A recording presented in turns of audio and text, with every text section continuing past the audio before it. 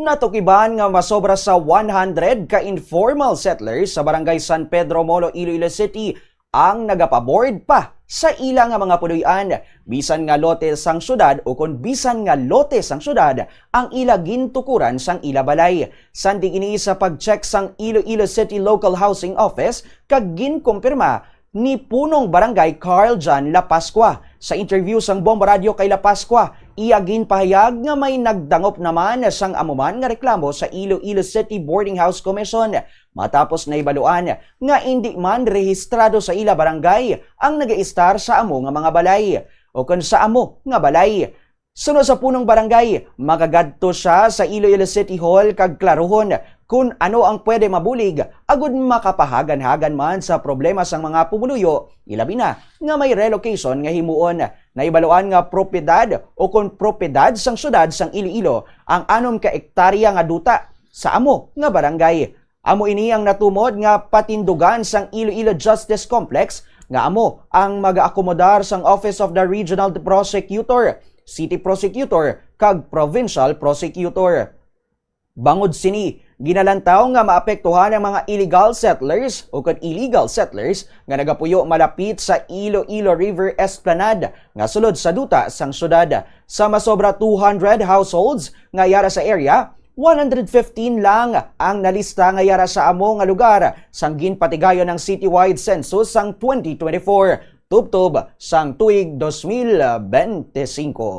May mga natukiban kami kay last month or this month siguro nakapamasyar diri ang boarding house commission ka aton man siya kinukdan samtang nagalibot sa barangay to identify kung sinon dra ang mga persona nga pamalay ang nakita nila kag anapan inspection nakita nanton nga ang balay sa nagali hindi niya mismong ang taga diri ganyan kundi lain na at the same time hindi siya registrado diri kag sa iban nga barangay nagapuli kag mabalaan taman niya nakit ni mayara nga concern citizen or concern nga complainant ginapadangat dito na sa boarding house commissioner sa aton nga Iloilo City government and upon inspection mo na makita nga lain nga persona na nukag and I proved nga ginagamit nila ang balay iban negosyoan iban boarding house mo sa Si punong barangay Carl John La Pascua nagalain naman ang buot sang isa ka residente nga si Jose Almas.